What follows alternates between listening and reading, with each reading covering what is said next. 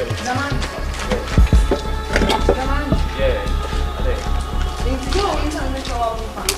friend? Tell me now, friend. Show phone for mommy. I'm phone all day. The man behind you. Oh, yeah. Debbie, hold on.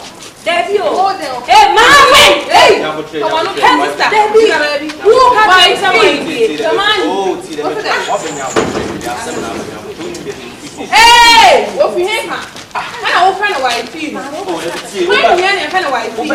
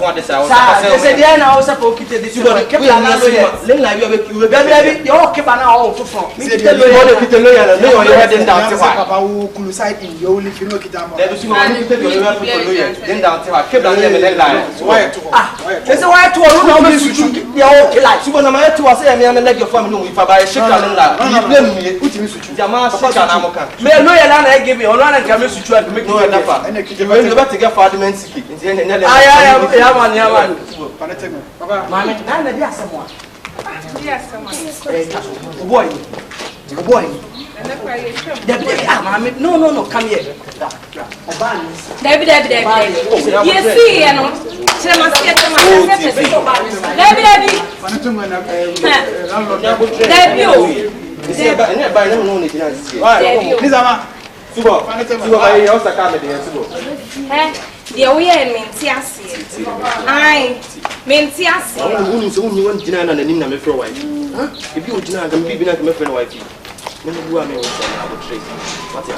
And if you don't feel yeah, any idea you cry, but not yeah.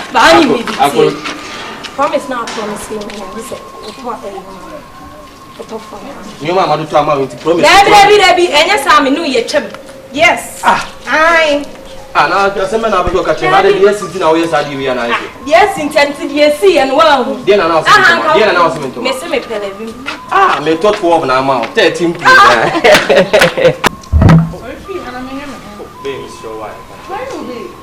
Why no be? Hey, you tell me more. Oh, this show. Why? You're in Bibian. And no Bibian. What's wrong with your? Oh, would your dear me? Oh, would your dear me? None of your friends, gay, casino, but me pacho. Why? I make what I think gay with the president. You is a man. So why? The man is so in so we will have a more. Oh, Mr. Pachen, why? You're the last. A best to me from us. They say a best to me from us.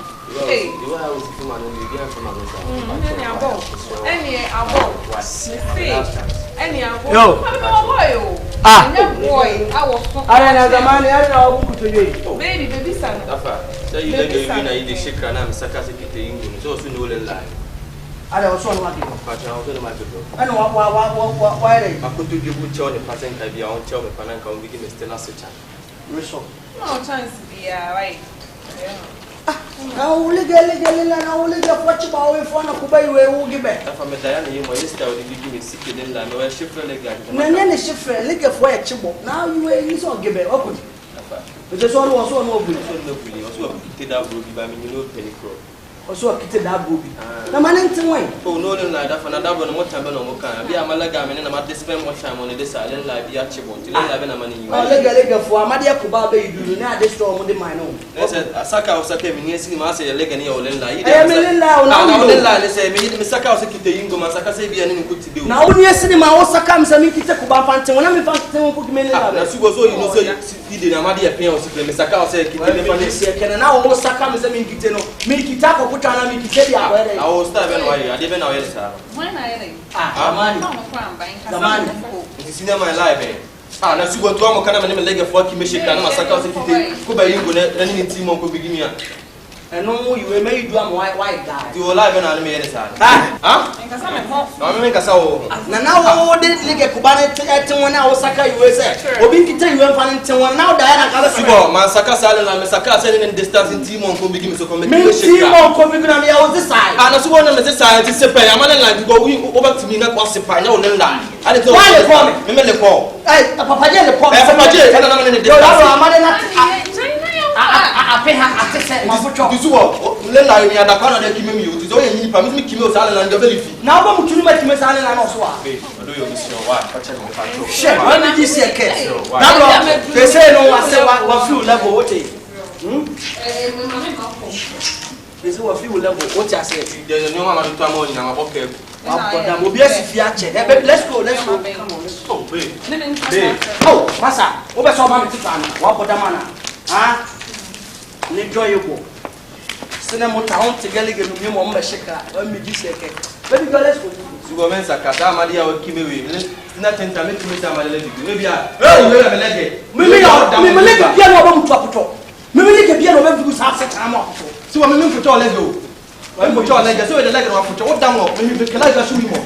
May also come to me, Damo. Ah, super. Now, I'm going to say, come no, Catrasa comes over to Chomidama, slow, you go. Now, let me to make it. Yeah, make Japan until you never make me. Some of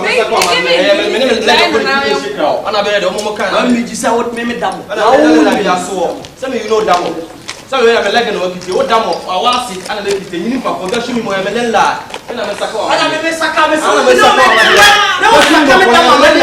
Why me just say come no go to answer so come down what it so why me just say then I be able to you so what you tell me to go ahead you for upon our go always for afuna kid them na go na yes no na be good afuna no kat boy ko na na me sakara all the family me god dey ko say o ma me na me ko chono na me ko you dey na me fa o so wa me peni papa sugar me for na pena we dey so you na we me chia we ma put up to 20 mutru na me sakwa ma dey what do go say next time so me sakara ba do go kulu